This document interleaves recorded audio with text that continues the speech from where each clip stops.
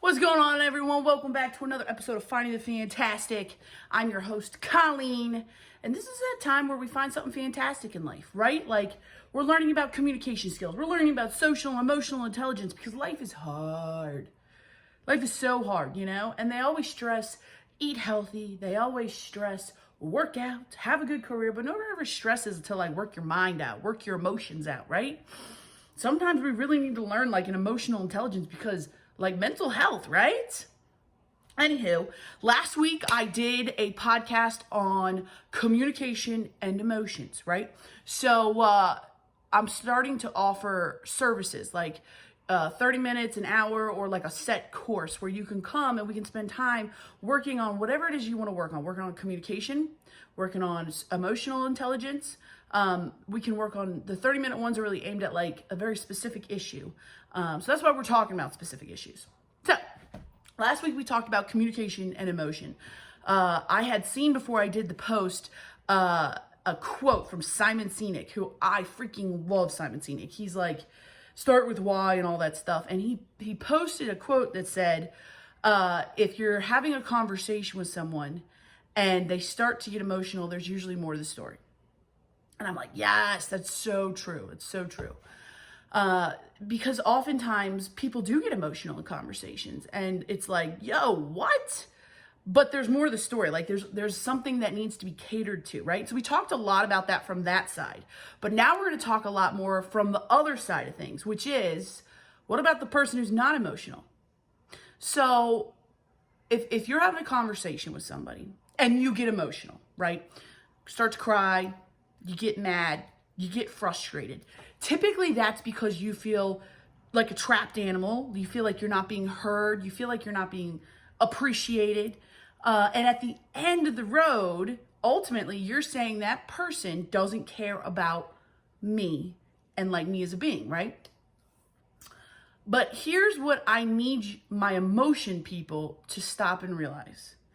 You need to stop and realize that that person on the other end of the conversation loves you or cares about you. Man, they may not love you, but they care about you, right? And this concept goes across the gamut, right? You can have it in a work scenario. I'm not saying your boss loves you or your coworker loves you.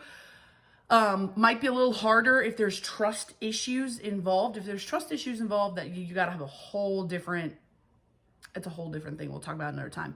But if you know that boss is looking out for you, right? You know that boss has got your best intentions behind he, she, they, then you need to take the time to try to pull those emotions, right? I'm not saying squash them, but realize ultimately that person cares about you. This is super important when it comes to romantic relationships, because oftentimes, for whatever reason it is, we forget that the person who we have heard say they love us, claim to say they love us, who we're standing in front of, right? We forget that they love us.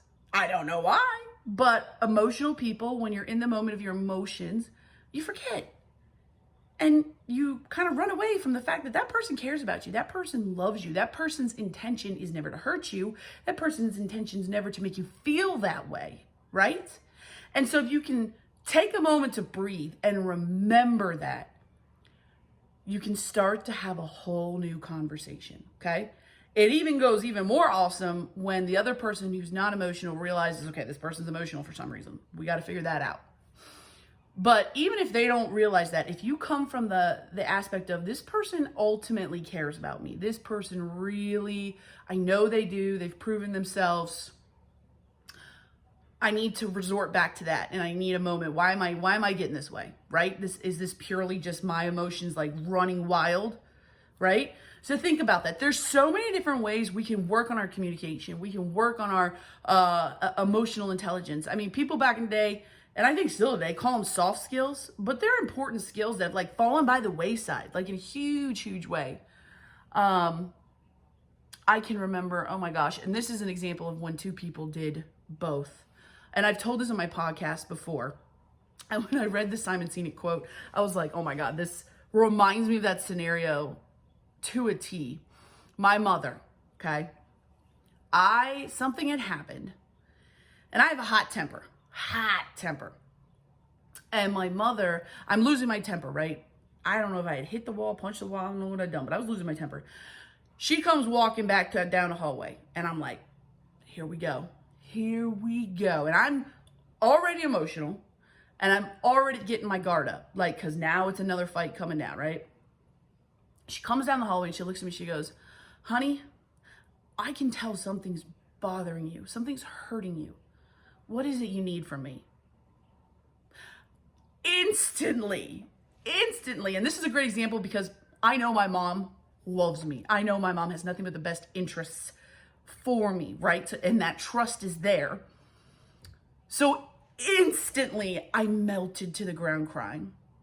All the harshness, all the defensiveness, all of that melted because both parties did what needed to be done from a communication and an emotional standpoint.